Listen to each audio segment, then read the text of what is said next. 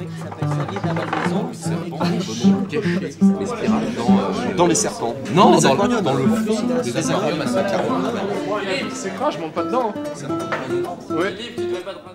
Mon plaisir est grand, cher public, parce que la médiathèque a beaucoup de joie à recevoir avec vous Madame Emmanuelle Sorgue, lauréate du concours littéraire des éditions Encre fraîche, Un soir de pluie en 2017, lauréate du prix de l'air en 2018, lauréate enfin du prix Lettres Frontières 2022.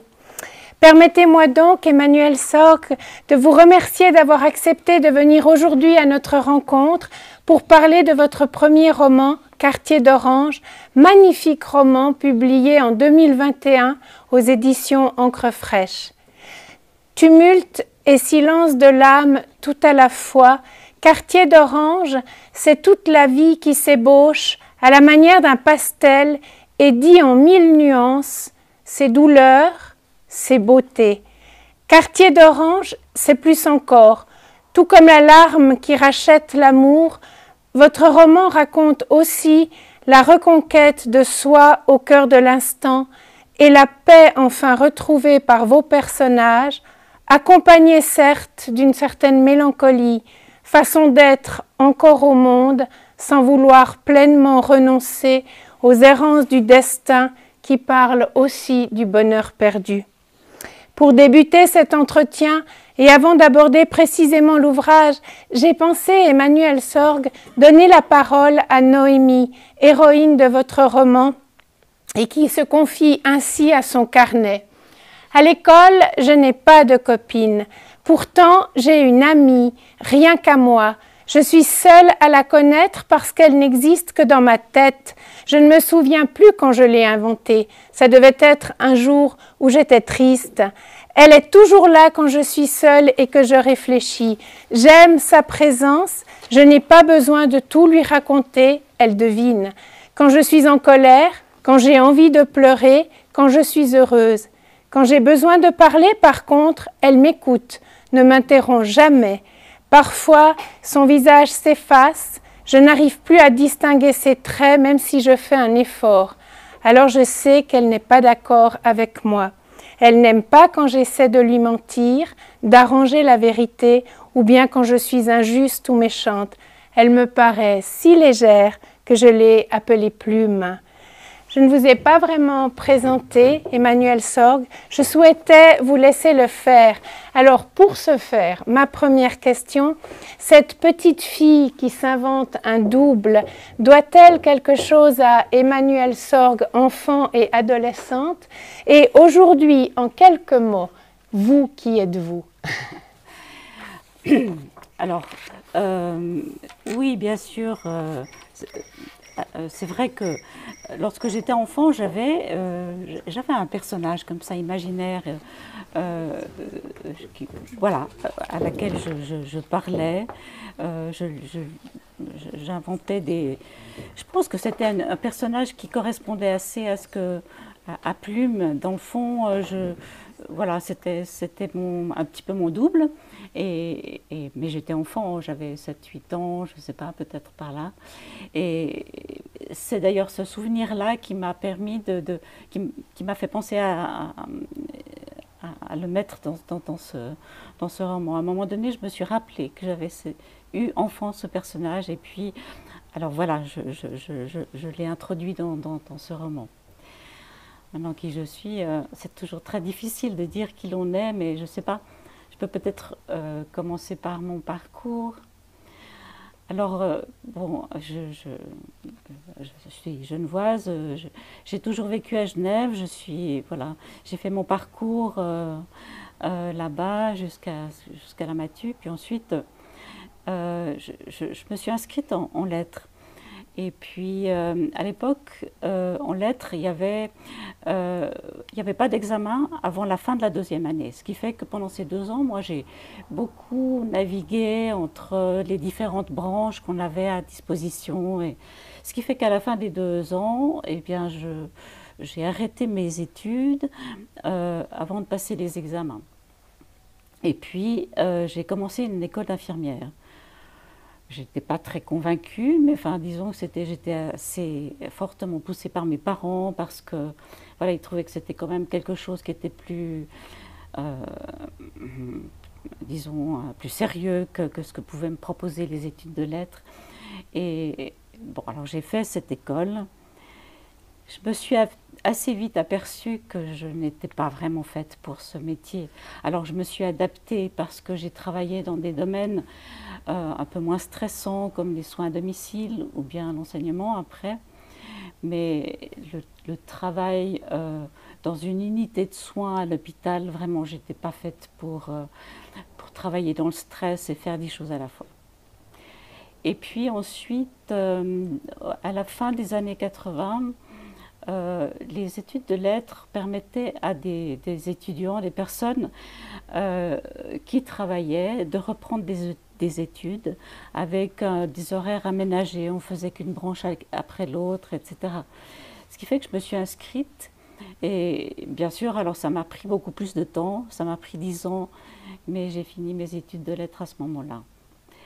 Et puis ensuite, ben, j'ai arrêté J'ai travaillé pendant 34 ans, mais j'ai arrêté de travailler 6 ans avant l'âge de la retraite. Et voilà, et ça m'a permis de... Aujourd'hui, j'ai 64 ans, donc j'ai officiellement l'âge de la retraite, mais ces 6 ans, en tout cas, m'ont été très bénéfiques parce que ça m'a permis d'écrire, par exemple, et de faire vraiment des choses que j'avais envie de faire, voilà. Et ma vie de retraitée... Enfin, bon, j'aime pas beaucoup ce mot parce que je me sens pas en retraite quoi que ce soit dans ma vie. Au contraire, je trouve que j'ai plus de temps, d'espace pour faire des choses qui m'intéressent. Mais disons que voilà, c'est une partie de ma vie où j'ai l'impression que je suis plus en accord avec ce qui me correspond, en tout cas dans mes activités, et entre autres l'écriture. Et puis ça me convient bien parce que je suis quelqu'un qui a besoin de temps pour faire les choses. Et voilà, je suis un peu lente. Et voilà, c'est un rythme qui me convient. J'ai besoin de temps pour réfléchir, pour laisser venir les idées, les pensées, sans forcément toujours tout de suite les mettre en ordre. Ce que je peux faire quand j'ai une activité comme l'écriture, mais ce que je ne pouvais pas faire dans ma profession, où tout doit être tout de suite hiérarchisé, exécuté, etc. Voilà. Alors en 2021, vous publiez ce très beau roman « Quartier d'Orange ». Très bel ouvrage qui raconte l'histoire d'Elsa, 19 ans, qui donne naissance à Noémie sur une plage de Sicile le jour de la Vierge Marie. Elle sera donc recueillie avec son enfant par Carla, qui ce jour travaille à la mairie. C'est donc l'histoire de l'enfant né ce jour, appelée Noémie comme Noé, petite fille qui ne sait rien de l'histoire de sa mère et donc ne connaît rien de son père. Rien, elle ne dit rien, elle passe d'une pièce à l'autre tel un spectre, laissant traîner derrière elle son parfum un peu en face. Sa perfection m'exaspère. Plus elle range, plus je dérange, dans l'espoir de mettre à nu son désordre intérieur et le mien. D'où je viens? Ton père nous a abandonnés à ta naissance, c'est tout. Lorsque j'insiste, elle sourit, m'embrasse sur le front et dit « c'est mieux comme ça ». Elle pétrit son secret dans la pâte à pain, dans la terre du jardin, dans ses cheveux qu'elle masse sans cesse. Mais je vois bien qu'elle y laisse des traces et un jour, je les trouverai. Évoquant votre ouvrage, la critique écrit « Le roman d'Emmanuel Sorg est une vague, à la fois onde et déferlante. Les mots se balancent avec douceur, harmonie et grâce au fil de l'histoire qui se tisse, les souvenirs qui ressurgissent. » Ça m'a fait un peu penser à ce propos de Pierre Michon dans l'une de ses vies minuscules. J'aurais voulu écrire comme un enfant, sans parole, meurt, se dilue dans l'été, dans un très grand émoi peu dissible. Comment est né pour vous le désir d'écrire? Bon, je crois que j'écris depuis longtemps. Bon, disons, à partir depuis l'adolescence, en tout cas, d'une manière... J'écris depuis l'adolescence, disons. j'avais pas un journal tel que, c'est-à-dire que j'écrivais pas au jour le jour ce qui m'arrivait, ce que je pensais, etc. Mais j'avais un cahier dans lequel j'écrivais des petits textes ou bien des poèmes. Voilà, quand on est adolescente, voilà, des réflexions, etc.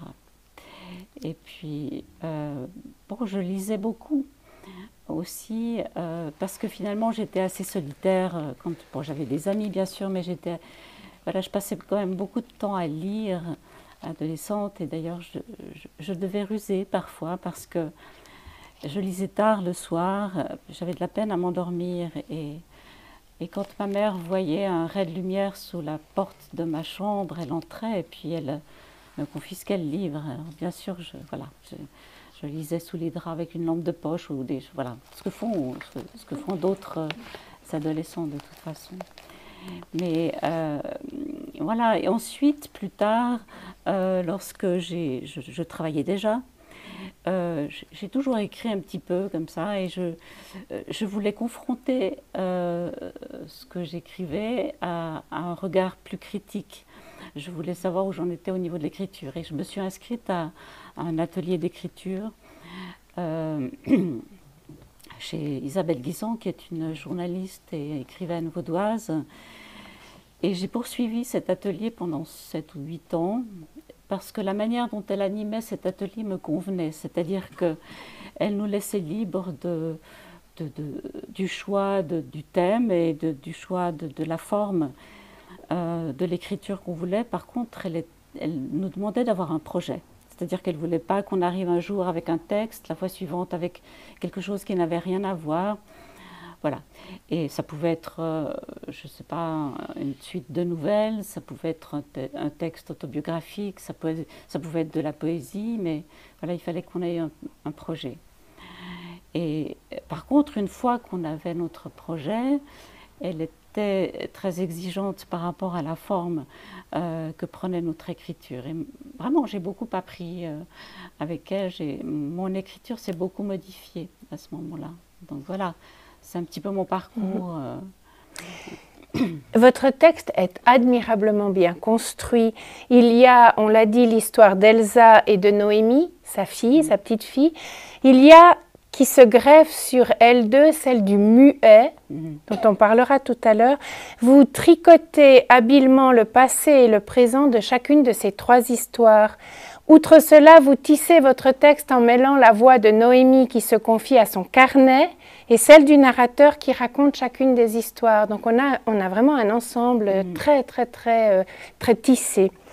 André Gide, dans Palude, publié en 1895, ouvrage qui raconte l'histoire de la rédaction d'un livre, pour faire aussi la satire enjouée du Paris littéraire, fait dire à Titir, son personnage: l'art est de peindre un sujet particulier avec assez de puissance pour que la généralité dont il dépendait s'y comprenne. Songez à tout l'énorme paysage qui passe à travers le trou d'une serrure dès que l'œil se rapproche suffisamment de la porte, tel qui ne voit ici qu'une serrure verrait le monde entier au travers s'il savait seulement se pencher vers le trou. Alors, comment est née l'idée de ce roman-là? Pourquoi avez-vous écrit cette histoire-là précisément qui mêle quand même plusieurs destins? Bon, alors comment est née cette histoire? Oui, je peux vous raconter parce que c'est quand même... donc les premières pages de ce livre ont été écrites dans cet atelier d'écriture. Mais au départ, je ne voulais pas écrire un roman, encore moins le publier. Mon projet à moi, c'était d'écrire un conte. Un conte avec tout ce qu'il y a quelque chose qui est de l'ordre de la fable, avec tout ce qu'il peut y avoir d'imaginaire, d'irrationnel, etc. Et je pensais d'ailleurs que j'aurais plus de liberté en faisant l'impasse de la réalité. Enfin, voilà.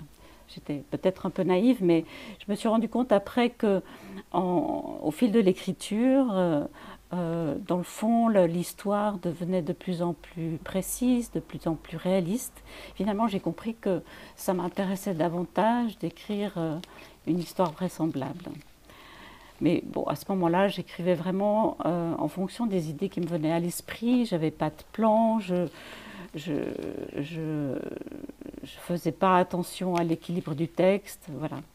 Et puis à ce moment-là, j'ai abandonné ce texte pendant plusieurs années parce que je travaillais encore, donc j'avais plus le temps. Et lorsque j'ai arrêté de travailler, j'ai repris ce texte et en me disant que je vais essayer d'en faire une histoire qui se tient.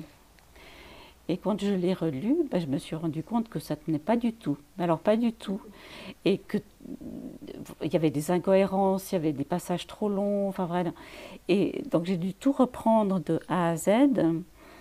Et ça a été vraiment, vous parliez de la cohésion du texte, mais ça a vraiment été pour moi un travail très compliqué parce qu'il fallait...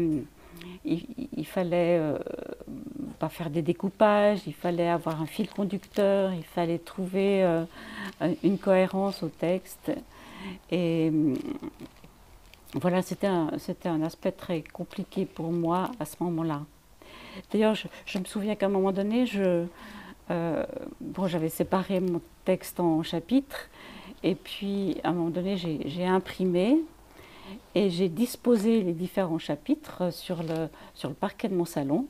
Et puis, comme ça, je pouvais les décaler, les déplacer en fonction de l'ordre que je voulais leur donner, en fonction de la cohérence que je voulais donner au roman. J'aurais pu faire ça sur mon ordinateur, mais je ne sais pas, ça ne fonctionnait pas. Je pense que j'avais besoin de voir les choses en grand, etc. Voilà. Et puis ensuite... alors, lors de mes relectures,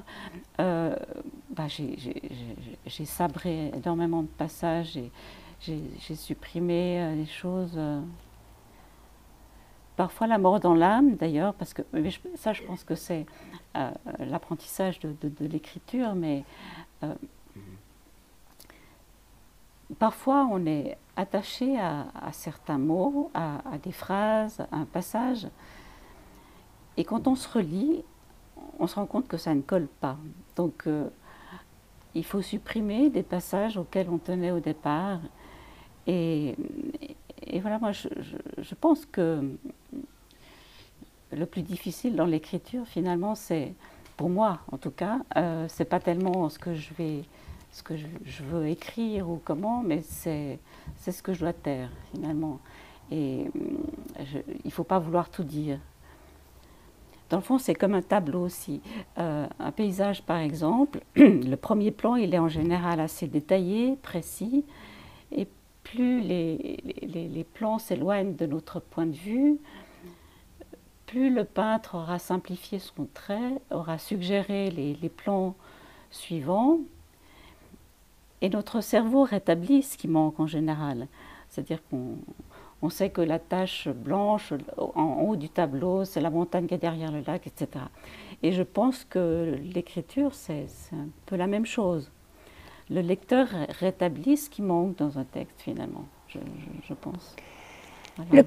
Le quartier d'orange qui reste sur mon assiette, je le prends dans ma main, je ne le mange pas, je le serre très fort, j'enfonce mes ongles dans la pellicule pour en faire gicler le jus. Je regarde maman qui me sourit, de ce sourire qui me blesse, où sa bouche se fend et ses yeux disent non, mais elle ne le dit pas. Je me penche vers le sol et regarde les jambes de ma chaise. Elles sont très longues pour que je sois à la hauteur de la table, interminable. Je n'aime pas ce trône en perchoir pour reine de poupée. Les jambes de maman sont maigres comme des baguettes, avec 2 longs pieds nus au bout, posés sur le carrelage. On dirait une géante. Est-ce que ma mère peut être une géante alors que je suis si petite, comme dans le livre qu'elle me raconte parfois le soir? Je la regarde dans les yeux, le poing tendu. Souvent, j'ai ouvert mes doigts qui tenaient les objets amassés sur la table. Aucun, jamais, n'a gardé sa place, là où pourtant j'aimerais qu'il reste suspendu. Il glisse inlassablement vers le sol, s'y écrase avec fracas. Si je lâche le morceau d'orange, maman va se lever, le ramasser, le passer sous l'eau fraîche du robinet. Puis elle le remettra dans mon assiette et dira « Mange-le, ma chérie, c'est le dernier. » Je l'ai lâché. Alors je trouve que c'est une magnifique page qui témoigne de cette relation très singulière qu'un enfant encore petit choisit d'établir par moments avec l'autorité, ici avec celle de sa mère. C'est aussi la page qui donne son titre à votre ouvrage. Si vous deviez, Emmanuelle Sorg, présenter cet ouvrage, raconter cet ouvrage rapidement à quelqu'un qui ne l'aurait pas lu, vous diriez quoi? Disons que, voilà, à un moment donné, je me suis dit que ce qui m'intéressait, c'est de parler des problèmes de communication et voilà, la difficulté de dire les choses et des secrets qu'on peut garder parfois en soi, qui nous rongent et puis qui peut détruire une vie. Voilà.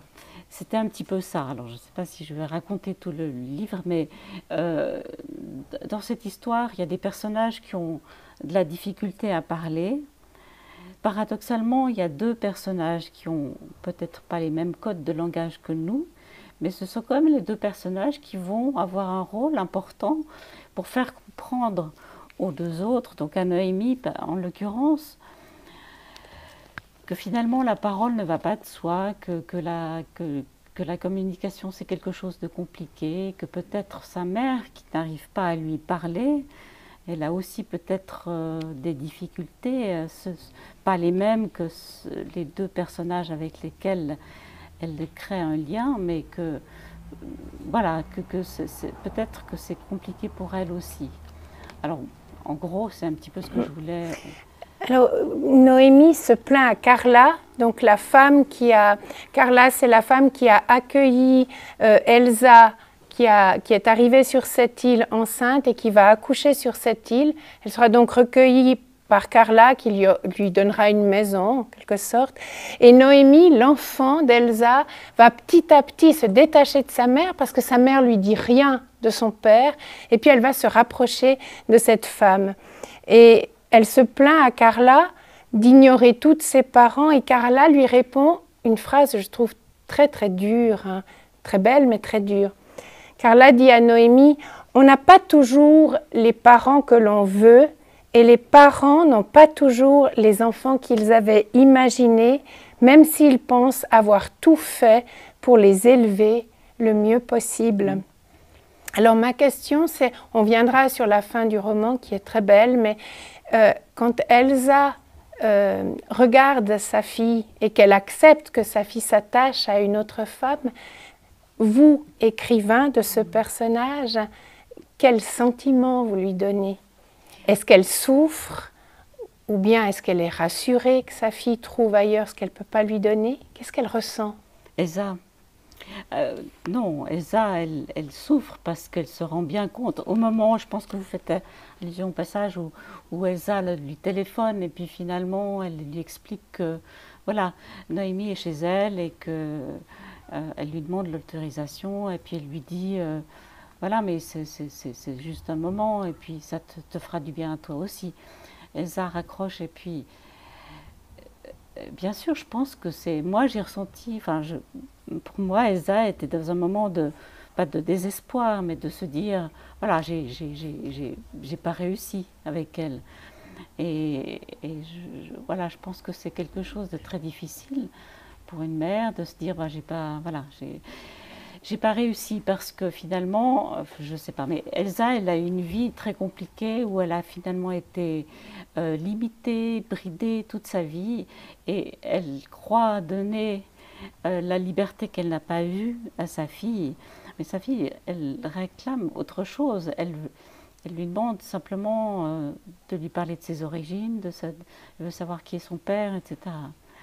Donc voilà, donc je pense que Elsa, à ce moment-là, est parfaitement désemparée par ce départ. Elle n'est pas rassurée. Non, voilà. Carla, elle préfère Carla à sa mère. Voilà, en tout cas à ce moment-là. Alors, il y a deux autres personnages sur lesquels j'aimerais venir. D'abord, c'est le muet. Un grand gars efflanqué, 20 ans tout au plus, qui vit à l'écart des autres, dort sur la plage, se nourrit de sa pêche, mendie quelques sous sur les terrasses ou dans les boutiques. Assise sur le talus entre deux buissons de genêts, Noémie suit des yeux la frise laiteuse des vagues qui rampent sur le sable. Une frêle silhouette saute d'une pierre à l'autre dans les rochers qui surplombent la mer, court presque au risque de se rompre les os. Elle le voit courir dans le sable en direction de la mer. Lorsque l'écume lui lèche les pieds, il marque un temps, laisse venir quelques vagues, puis s'avance prudemment, scrutant le fond à la recherche de quelques conques. L'eau maintenant atteint ses mollets. Elle le voit s'arrêter, regarder autour de lui. Les rochers sur lesquels il a ses habitudes sont loin, vers la Pinède qu'à marée basse il prolonge, lorsque la mer découvre l'étroite bande de sable qui les relie. Désappointé, il retourne sur la plage. Quel étrange garçon, pense Noémie. Il a peur de la mer comme si elle pouvait l'engloutir en un instant. Il faudrait que je lui apprenne à nager. Alors à la lisière de la Pinède, il y a un vieux cabanon et vous écrivez « Enfilé sur un cordon de soie noire, un cadre de la taille d'un pouce en bois doré, somptueux au milieu de ces objets communs et poussiéreux. Il est suspendu à une patère. Dans le cadre, la photo noir et blanc d'une femme encore jeune, des traits fins dans un ovale parfait, des yeux noirs qui ne fixent pas l'objectif, mais au-delà, comme troublé par ce qui se passe derrière le photographe. Alors, tout comme Noémie, le lecteur, en fait, s'interroge. Qui c'est ce garçon et qui est cette femme dans ce cadre qu'il a suspendu au cabanon? Bon, ben, cette femme, c'est sa mère. Mais voilà, c'est un garçon, alors, je pense qu'on l'aura compris, qui est en dehors. Enfin, voilà, il vit sur la plage, il est en dehors de la vie de ce village, il est finalement toléré finalement par les gens du village, mais il ne participe à rien. En ville, on dirait que c'est un SDF ou voilà, et voilà. Et puis sa particularité, c'est qu'il ne parle pas, qui s'exprime avec des grands gestes. C'est un peu.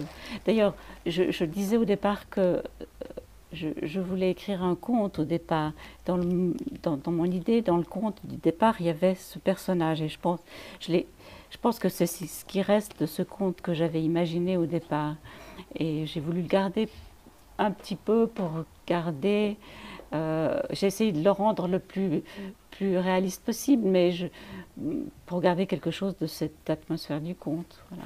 Alors, vous évoquez le conte, je vais rebondir et prendre le personnage de la nonna, Angelina. Sur la place, près du port, droite sur sa chaise, les mains sur les genoux, elle raconte les légendes de l'île. Les enfants se rassemblent autour d'elle, au plus près des plis de sa robe de laine noire qui s'étale sur les pavés. Ils écoutent bouche bée des histoires merveilleuses que les plus grands connaissent par cœur, mais se plaisent à réentendre. Il y a question de poissons voleurs, de pêche miraculeuse, de volcans en fureur, d'un miroir menteur. Les parents, assis sur les marches qui mènent au parvis, jettent un œil distrait sur leur progéniture. Tout derrière, près du port, quelques ados discutent à voix basse et les rires qui s'échappent du groupe font monter d'un cran le ton de la vecchia. C'est l'histoire d'une huître. Et l'autre jour, Carla préparait des huîtres pour Filippo, son fils aîné, qui venait présenter sa fiancée. Mais quand elle ouvrit la dernière, elle trouva une chose étrange, une petite boule brillante incrustée dans le corps gélatineux de l'animal. Et lorsque Bruno s'offusque, prétendant que ce n'est pas une histoire puisque c'est la vérité, Angelina répond « Toutes les histoires ont quelque chose de vrai, Bruno, même les légendes ». Dans Lettre à l'inconnu, le jeune Saint-Exupéry, blessé par la trahison d'une jeune femme qu'il a rencontrée dans un train qui le conduit d'Oran à Alger et qu'il oublie sans savoir ce qu'elle tue en lui, écrit « Les contes de fées, c'est comme ça. Un matin, on se réveille, on dit « ce n'était qu'un conte de fées ». On sourit de soi, mais au fond, on ne sourit guère. On sait bien que les contes de fées, c'est la seule vérité de la vie. Alors vous avez évoqué votre volonté d'écrire des contes, vous avez finalement fait un roman. Comment, Emmanuelle Sorg, fait-on, ou est-ce que l'on fait quand on commence d'écrire le choix d'un genre littéraire? Alors là, visiblement, j'ai changé de genre puisque j'ai passé du conte au roman, mais je crois, je suis quand même novice, c'est mon premier roman, et voilà, je tâtonne. Et bon, j'ai commencé par vouloir écrire un conte. C'est vraiment, je me suis rendu compte que je crois que il faut laisser. Je crois que ça m'intéresse davantage d'écrire des choses réalistes, même s'il y a un côté qui est un peu. Voilà, un peu au-delà de la réalité de tous les jours. Mais je crois que finalement, je ne suis pas capable d'écrire vraiment des contes. Les contes, c'est quand même quelque chose qui vient chercher quelque chose au fond de nous. Oui, vous parliez des rêves, mais que cite Saint-Exupéry, ça vient de là peut-être. C'est très profond. J'aime beaucoup lire ou même aller écouter des contes, mais je pense que je ne vais pas en écrire. En tout cas, pour l'instant, je ne me sens pas disposée à écrire des contes, ou même d'ailleurs de la poésie par exemple. J'aime beaucoup en lire, mais je suis incapable d'en écrire. Ça n'a rien à voir avec ce que je faisais quand j'étais adolescente, mais je pense que tous les adolescents à un moment donné font ça. Mais voilà, donc je pense que le roman, c'est la fiction. La fiction, c'est quand même ce qui me correspond le mieux, on va dire. Alors, on a vu le personnage d'Elsa, on a vu le personnage de Carla, on a vu le personnage de Noémie et du muet. Je prends juste un dernier personnage, c'est votre récit, c'est un récit empreint d'amour. Alors, il y a l'amour conjugal entre Carla et Salvatore, l'amour filial entre Elsa et Noémie, l'amour fatal entre Elsa et Nadir, l'homme qu'elle a aimé, l'amour fraternel entre Noémie et le muet, et puis il y a les prémices de l'amour entre Noémie et Nino. L'évoquant, vous écrivez qu'il s'est glissé dans leur vie en douceur, initiant une partition à trois dans laquelle il a pris le rôle de tourneur de page. Je trouve que c'est vraiment une très très belle définition de Nino. Alors je vais vous poser une question très bête mais très essentielle. Que pensez-vous de ces vers de Louis d'Aragon? Le temps d'apprendre à vivre, il est déjà trop tard. Et ensuite, il déclame l'amour. Il n'y a pas d'amour qui ne soit à douleur. Il n'y a pas d'amour dont on ne soit meurtri. Il n'y a pas d'amour dont on ne soit flétri. Et pas plus que de toi, l'amour de la patrie. Il n'y a pas d'amour qui ne vive de pleurs. Il n'y a pas d'amour heureux, mais c'est notre amour à tous les deux. Quelle serait votre définition de l'amour ? Oh là là. Parce que c'est vraiment un roman d'amour, ce livre. Mais oui, là vous évoquez Nino. Alors, bon, Nino est le personnage un peu laissé pour compte dans cette histoire. Parce que, voilà, c'est un personnage qui, lui aussi, il n'est pas muet, il n'est pas mutique, mais il a un langage rudimentaire, parcellaire, comme ça, parce qu'il est issu d'une famille où on ne parle pas, une famille marginale, décalée. Et puis il se lie à Noémie parce que finalement c'est la seule personne qui s'intéresse à lui dans l'histoire. Et puis il essaye de s'infiltrer un petit peu dans la vie de Noémie, dans cette famille qui est composée de deux personnes, c'est-à-dire de Noémie et de sa mère, parce que là, il trouve quelque chose qui ressemble à de l'amour. Alors, pas de la part de Noémie, mais enfin quelque chose qui ressemble à une famille et qui, voilà, de personnages qui portent un intérêt sur lui, parce qu'il a, dans sa famille, on porte aucun intérêt sur lui. Donc, donner une définition de l'amour, c'est compliqué, mais ce que je voulais montrer, c'est que, voilà, c'est extrêmement bien dit, les paroles que vous avez citées, mais oui, il y a plusieurs sortes d'amour, et puis c'est quand même quelque chose qu'on recherche toujours. Nino, il montre bien qu'il est à l'affût de cette... C'est même pas, il cherche même pas à ce qu'on s'intéresse à lui, il cherche juste quelqu'un avec qui parler, avec qui échanger, et puis il y a, voilà, quelque chose de ce qui correspond à l'amour d'une famille. Quand vous avez inventé ces personnages, est-ce que vous aviez des images? Est-ce que quand je dis Nino, vous voyez un petit garçon? Est-ce qu'il y a des enfants autour de vous qui vous ont inspiré? Ou bien est-ce qu'ils sont arrivés comme ça Bon, ce sont des personnages imaginaires, donc il n'y a qu'une personne qui m'a été inspirée par une personne réelle, c'est précisément la vieille Angelina, parce que voilà, j'ai passé un certain nombre de vacances en Sicile, puisque j'en parle, et puis voilà, c'était une grand-mère sicilienne qui avait un caractère bien trempé et qui racontait des histoires à ses petits-enfants. Alors quand ça se passait dans le cadre de la famille, c'était à ses petits-enfants, mais quand elle allait sur la plage, par exemple, sous un grand parasol, elle commençait à raconter des histoires, puis les enfants qui étaient sur la plage, ils venaient, puis ils les écoutaient aussi. Voilà, mais c'est la seule chose, le reste du personnage d'Angelina, je l'ai inventé. Les autres personnages, bon...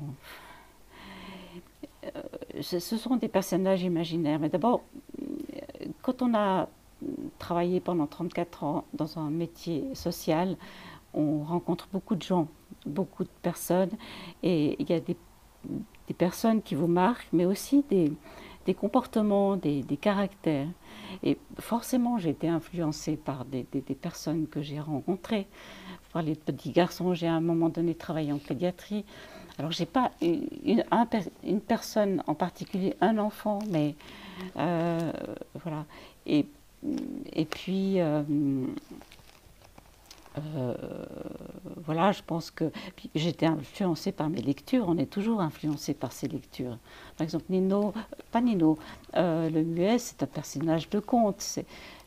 J'ai lu beaucoup de contes et bon, je n'ai pas le souvenir d'avoir lu une histoire où il y avait justement un personnage qui correspond exactement au muet, mais c'est quand même un archétype.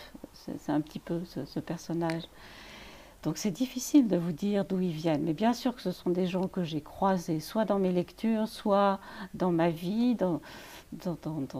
J'ai une grande famille aussi et il y a beaucoup de... j'ai beaucoup de petits cousins, etc. Donc voilà, c'est un ensemble. Disons que j'observe assez les gens et puis... Finalement, il y a des choses qui me restent en mémoire et après, j'en fais quelque chose. Alors, puisque vous évoquez la lecture, évoquons la lecture. Dans l'existence, il y a évidemment l'écriture, une façon, je pense, de se déprendre de soi, pour qui y parvient, évidemment. Pour ceux qui n'arrivent pas à écrire, bien heureusement, il y a la lecture. D'ailleurs, dans votre roman, il y a une référence à l'écriture et il y a une référence à la lecture. Référence à l'écriture lorsque Noémie, surprise, découvre que le muet sait tracer des lettres sur le sable de la plage. Et référence à la lecture lorsque sa mère lui interdit de sortir un soir sur la plage. Noémie dit « Je sors faire un tour sur la plage ». Sa mère répond « Non, il fait bientôt nuit ». Noémie « Je connais cette plage par cœur ». J'ai dit « Non, tu as fini les nouvelles de Pirandello, tu devrais les avoir lues pour demain, va lire dans ta chambre ». Alors en 1845, le philosophe, naturaliste et poète américain David Henry Thoreau décide de s'installer sur les rives du lac Walden à Condor, au Massachusetts, à une trentaine de kilomètres de Boston. Il va écrire là un ouvrage, Walden ou la vie dans les bois, et il développe ses idées de désobéissance civile dans cet ouvrage. Mais il confie quelque chose de très beau. Il écrit « Lire bien, c'est-à-dire lire de vrais livres dans un esprit vrai, est une activité noble, susceptible de mettre le lecteur davantage à l'épreuve que n'importe quelle autre activité communément estimée de nos jours. Ma question, je l'emprunte à Frédéric Pajac. Peintre, dessinateur, écrivain, il transperce ta vie comme un couteau dans ton ciel boueux. Pour y trouver quoi? Une lampée de lumière, le grain d'une étoile, la douceur, la beauté, l'indécence, le temps qui ne s'en va pas. Alors je vous pose cette question. Vous, dans les ouvrages que vous avez lus, enfants, adolescentes, aujourd'hui, qu'est-ce que vous recherchez? Qu'est-ce que vous trouvez? Et puis peut-être évoquer un roman aimé ou un auteur qui vous touche encore aujourd'hui.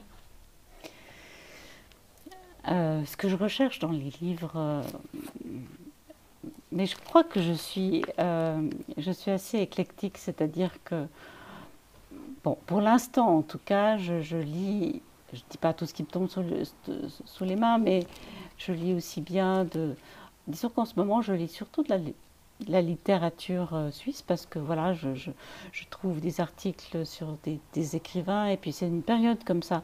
Lorsque j'étais au collège, à l'Uni, on lisait d'autres choses, et puis voilà, maintenant je m'intéresse. Mais ce qui m'a marqué, alors bien sûr il y a des livres, il y a des auteurs qui m'ont marqué. Il y a un livre qui a marqué mon adolescence, c'est Le Grand Maune. Mais je pense que bon, l'adolescence, c'est une période où on est peut-être plus réceptif aux ambiances, aux émotions. Et moi, je vous en parle parce que je me souviens que pour moi, c'était un livre où je sais pas, j'étais pas très attentive à l'histoire, mais j'étais beaucoup plus attentive à l'atmosphère qui sortait de ce livre. Et j'avais l'impression d'entendre le bruit de la craie sur le tableau noir, de sentir l'odeur de cette salle de classe avec son humidité. Voilà. Et puis cette fête, je la voyais à travers cette brume d'hiver. Enfin voilà. Et je me souviens d'ailleurs que lorsque le film est sorti, je n'ai pas voulu aller le voir parce que je ne voulais pas superposer les images du film aux images que je m'étais créées dans mon esprit. Ah bon, voilà, c'était un livre de l'adolescence. Maintenant, j'ai découvert, il y a des auteurs chez qui j'ai découvert une manière d'écrire qui me séduit, parce que ce sont des auteurs qui ont l'art de dire finalement l'essentiel avec peu de mots, peu de phrases, et malgré tout, il y a une poésie qui s'en dégage, et ce sont des textes qui vibrent. Et moi, je pense en ce moment à Lisa Soie du Sapin, qui a cette capacité de suggérer des situations, des personnages dans une langue à la fois simple et très sensible. Et bon, il n'y a pas d'effet de manche, mais on est tout de suite dans une atmosphère, dans un univers particulier. Et voilà. Alors, moi, je me sens assez proche de ce type d'écriture. Ça ne veut pas dire que... Il y a des écrivains qui ont une manière complètement différente d'écrire et qui me touchent énormément. Je pense à Jean-François Haas, par exemple, qui a une écriture foisonnante, mais il y a tellement de poésie, dans ses textes, il y a une densité, voilà, qui fait que moi je suis prise dans ces histoires dès les premières lignes. Et puis je pense que dans le fond, c'est pas le style des écrivains qui déterminent mes choix ou mes goûts en matière de lecture, mais moi simplement je me sens proche d'écrivains qui ont cette écriture un petit peu elliptique comme ça, voilà. Alors on va arriver sur la fin du roman. Donc à la fin du roman, évidemment, Noémie va comprendre son histoire parce que sa mère tombe malade et malade, elle décide de se raconter enfin à sa fille. Depuis le matin, elle garde les yeux clos, le monde visible ne l'intéresse plus, elle se tourne désormais vers sa planète intérieure, craquelée par les blessures d'une vie qu'elle croyait protégée en les gardant secrètes.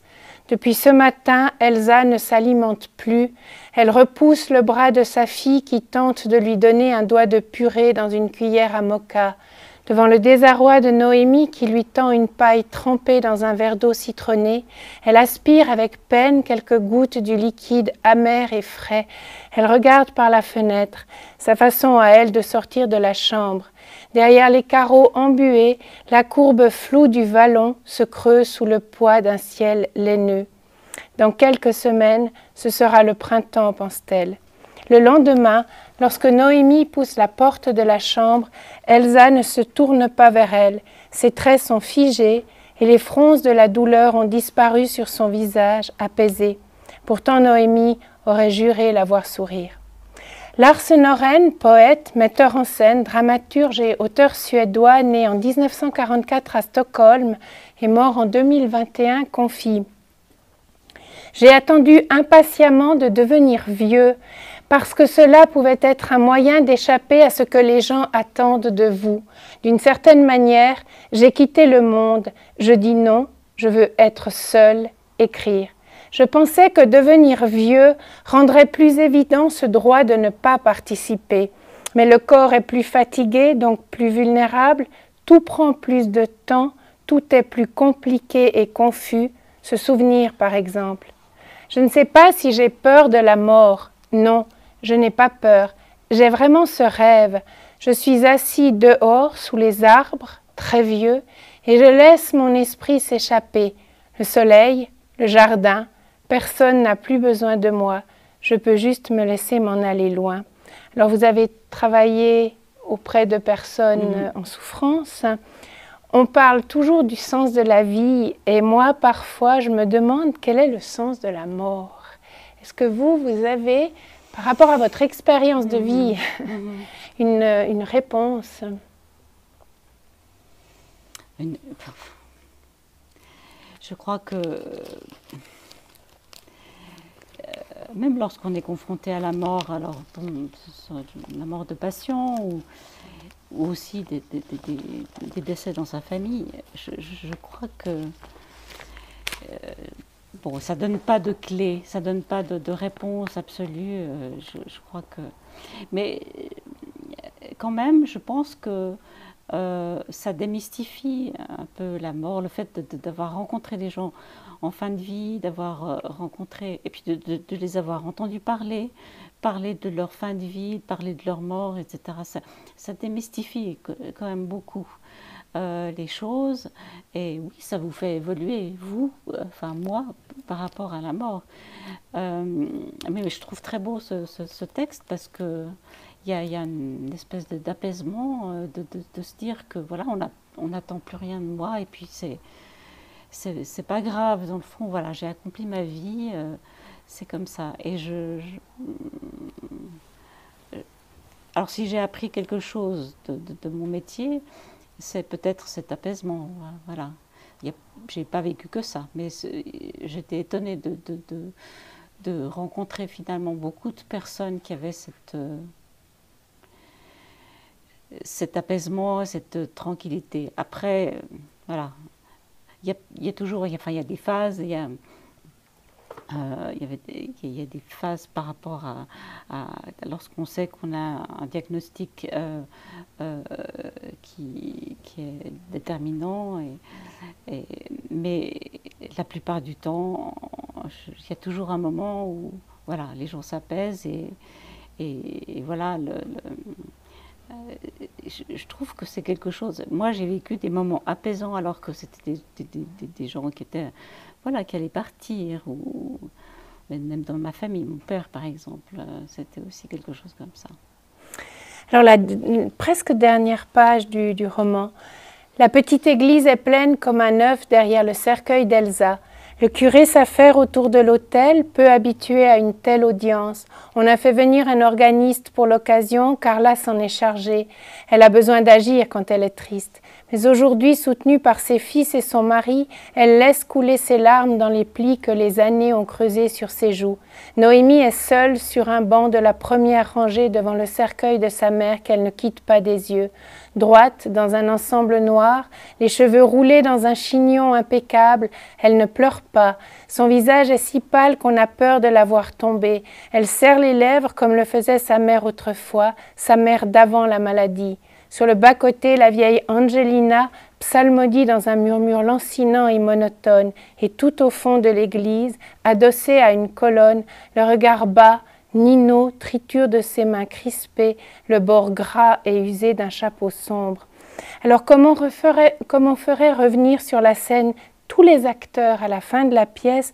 Vous convoquez Emmanuel Sorg pour le dernier adieu, presque tous les personnages, en tous les cas ceux qui ont compté pour Elsa. En fait, même si un écrivain est constamment accompagné par ses personnages, vous pouvez aussi ressentir quand on écrit la solitude. L'écrivain est très seul aussi. Quel est le sentiment que vous avez ressenti lorsque, ayant tourné la dernière page de votre roman, vous l'avez vu publié et puis vous l'avez vu aussi dans la main des lecteurs qui vous l'ont pris, il n'était plus du tout à vous. Qu'est-ce qu'on ressent quand soudainement on a mis tant de temps, tant de fatigue, puis tout d'un coup c'est fait, puis ça passe presque trop vite? Oui, alors ça passe trop vite. Dans le fond, c'est une histoire ce roman, il a une très longue histoire. Il a commencé il y a longtemps, et puis finalement, il y a eu beaucoup de temps, beaucoup d'années entre le tout début et puis la fin. Mais c'est vrai que c'est vraiment le moment où j'ai tenu dans mes mains pour la première fois le livre imprimé, que je me suis rendu compte que voilà, c'est un livre. C'est le mien, il est terminé, etc. C'est un objet comme ça. Alors, bien sûr que c'est émouvant. Puis en même temps, comme vous le dites très bien, c'est aussi un peu angoissant parce que c'est mon premier roman. Alors je me suis dit, ben alors, voilà, ça va être mis à disposition du public, ça va être lu par des gens que je ne connais pas. C'est vraiment des réflexions de novice, parce que je pense qu'un écrivain ne pense pas comme ça, mais je me rendais compte que c'était quand même un livre sur lequel je n'avais plus de prise et qui ne m'appartenait pas tout à fait. Et plus tout à fait en tout cas. Parce que même s'il n'y a rien d'autobiographique dans ce roman, on laisse toujours une part de soi dans ce qu'on écrit, on écrit avec ce qu'on est. Voilà. Et on devrait être habitué à laisser des parts de soi, parce qu'avec tout ce qu'on laisse sur Internet, quand on fait la moindre démarche, mais moi je m'y habitue mal. Par contre, quand on décide de publier en livre, alors c'est un choix, bien sûr c'est un choix. Et puis il faut accepter de laisser vivre le livre sa propre vie. Voilà. Tant que le livre est sous forme de manuscrit, on corrige beaucoup, on fait relire par des personnes de notre entourage, on refait des corrections, puis quand on trouve un éditeur, on refait les corrections qu'il nous demande de faire. Mais une fois que le livre est imprimé, c'est terminé, on ne peut plus rien changer. Et c'est un soulagement finalement, parce qu'on peut passer à autre chose. Voilà, c'est vraiment... Avant l'ultime question, qui est la plus importante de toutes, parce que c'est toujours la même, je vous pose deux petites questions, mais très, très, très profondes. L'histoire d'Elsa m'a fait un peu penser dans sa tonalité à l'histoire qu'écrit Guy de Maupassant, Une vie. Au terme du roman, il fait dire à son héroïne: la vie, voyez-vous, ce n'est jamais si bon ni si mauvais qu'on croit. Et en résonance, dans un autre ton, Jacques Mercanton écrit « On est d'avance ce qui nous arrive dans la vie ». Vous, Emmanuel Sorg, de quel côté penchez-vous? je ne sais pas si on est d'avance ce qui nous arrive dans la vie. J'ai plutôt tendance à penser qu'on n'est pas maître des aléas de la vie et que voilà, notre vie elle est faite de choses qui sont agréables et d'autres qui sont désagréables. Mais c'est aussi une façon de répondre à votre dernière question. Je pense que voilà, j'entends l'important pour moi dans la vie, c'est d'être capable de rebondir et puis d'accepter les choses voilà, telles qu'elles se présentent. Voilà. Sans indiscrétion, j'espère, quels sont vos projets et quels sont vos plus grands plaisirs aujourd'hui?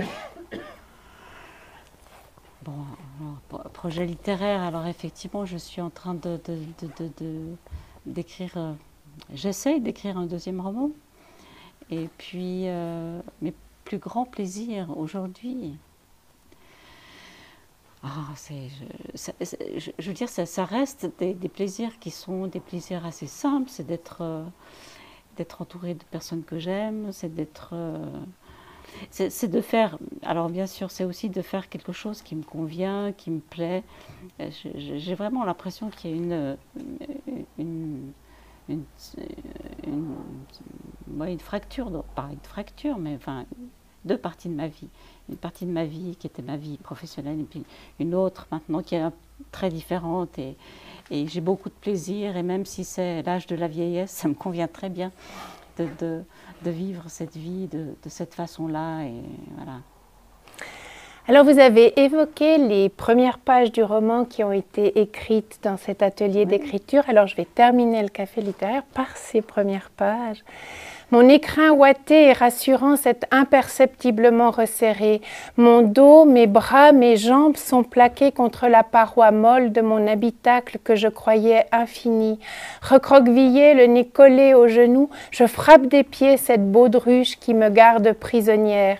Une rumeur diffuse résonne autour de moi, une agitation inhabituelle bouscule mon insouciance. Soudain, ma tête s'engouffre dans un espace creux qui m'aspire tout entière.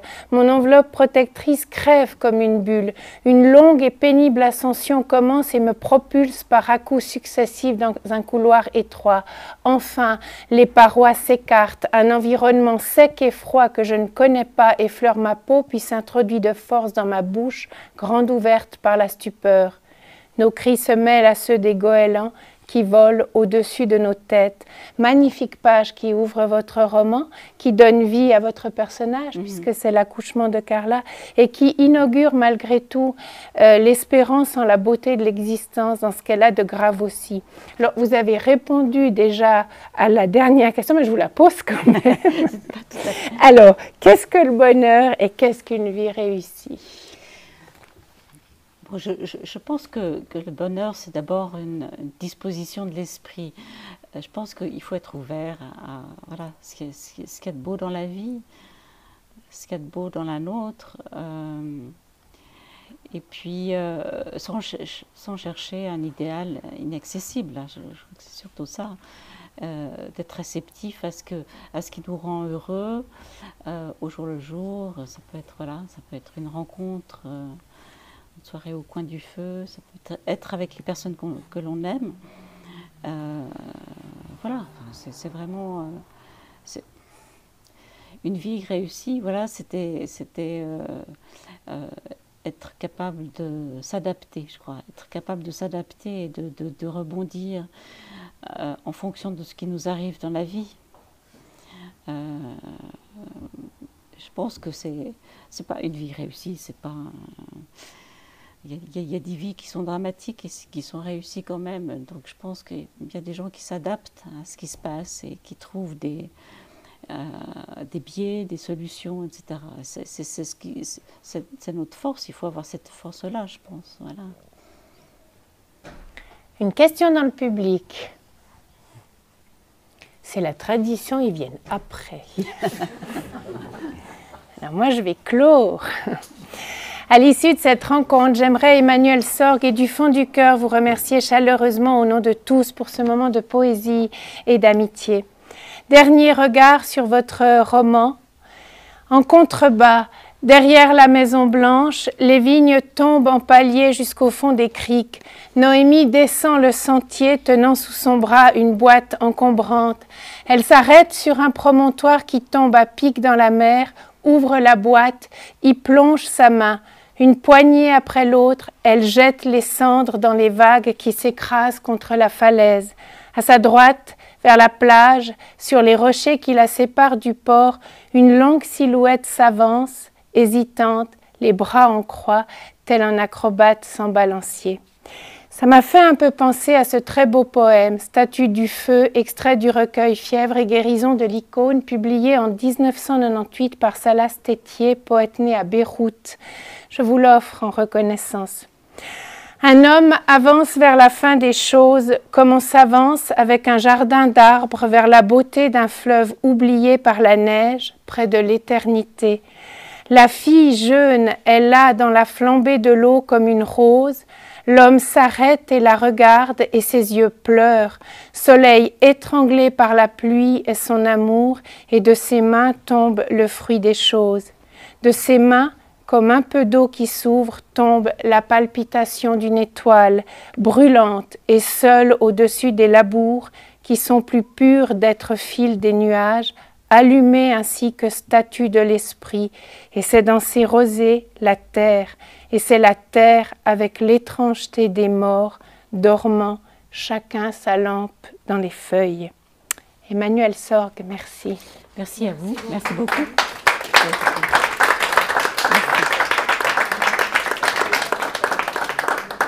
Voilà, cher public, une saison encore qui s'achève. J'aimerais, avant de nous quitter, au nom de toute l'équipe de la médiathèque Valais de Saint-Maurice, que je remercie pour les rencontres riches qu'elles initient, vous remercier, vous, surtout vous remercier, vous, très chaleureusement, pour votre présence tout au long de l'année.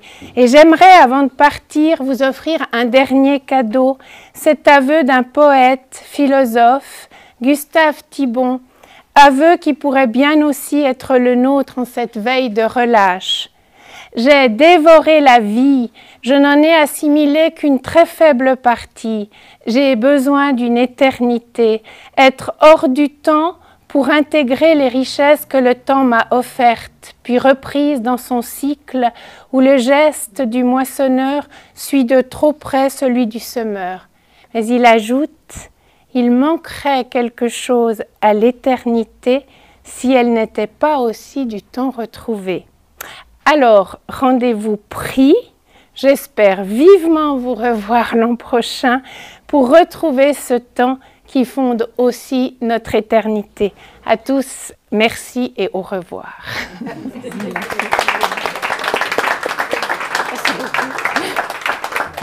Voilà, merci beaucoup, merci Jeuneux, on peut que te dire merci pour tout ce que tu fais pour nous.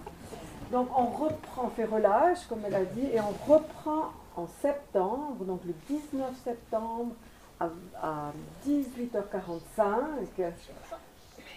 C'est le lancement de la saison des cafés littéraires 2023-2024 et on sera dans la poésie. Voilà.